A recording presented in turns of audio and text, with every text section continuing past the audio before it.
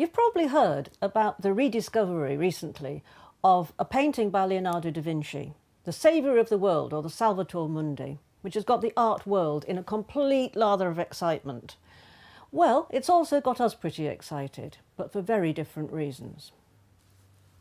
We wrote a book in which we argued that the Shroud of Turin, which is believed by many to be the actual burial cloth of Jesus, which has been miraculously imprinted with his image, was actually faked by Leonardo da Vinci. We concluded not only that Leonardo had created the shroud, but also that he'd made the image using what is a very early photographic technique. Not only that, we also believe that Leonardo used himself as the model for the man on the shroud. So if we're right, and of course we believe that we are, when we look at the Turin shroud, what we're actually looking at is a 500-year-old photograph of Leonardo da Vinci.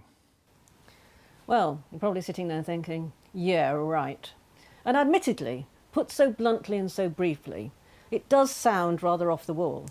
But we did actually accumulate a huge amount of circumstantial evidence to link Leonardo da Vinci with the shroud and to support our theories about it. Not least, the striking resemblance between Shroud Man and Leonardo himself. But critics still pointed out that there was not one shred of solid evidence, documentary evidence for example, to link Leonardo with the shroud. And at the time they were absolutely right, there wasn't. But that was then, and this is now, and now there is. And ladies and gentlemen, we are so pleased to be able to share our landmark discovery with you.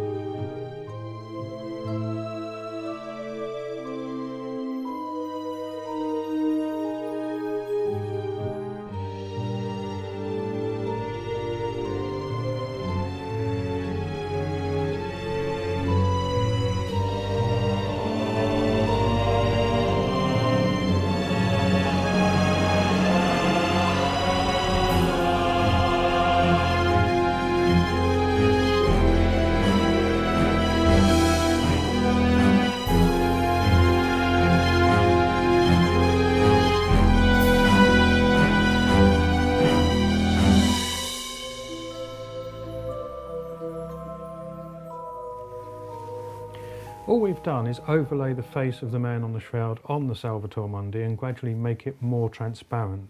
So the portrait shows through and you can tell straight away whether the features of the two images match up. We haven't altered the images in any way, we haven't changed the aspect ratio, we haven't stretched them or in any way manipulated them. And I think you can see that the two sets of features do correspond very precisely. If you look at the mouth, the nose, the arch of the eyebrows, the hairline, the bone structure, they're all the same on the two images.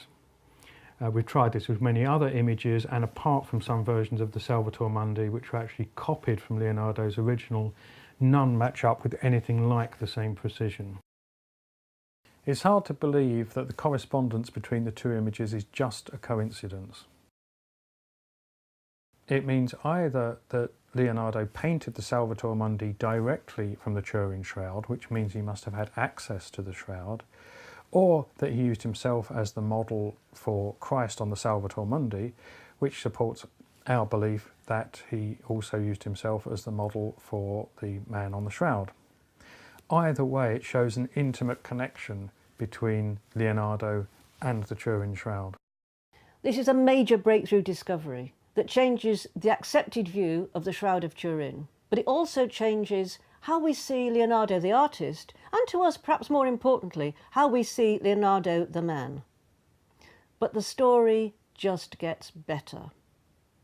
We said that we believe that Leonardo created the Shroud of Turin using a basic photographic technique.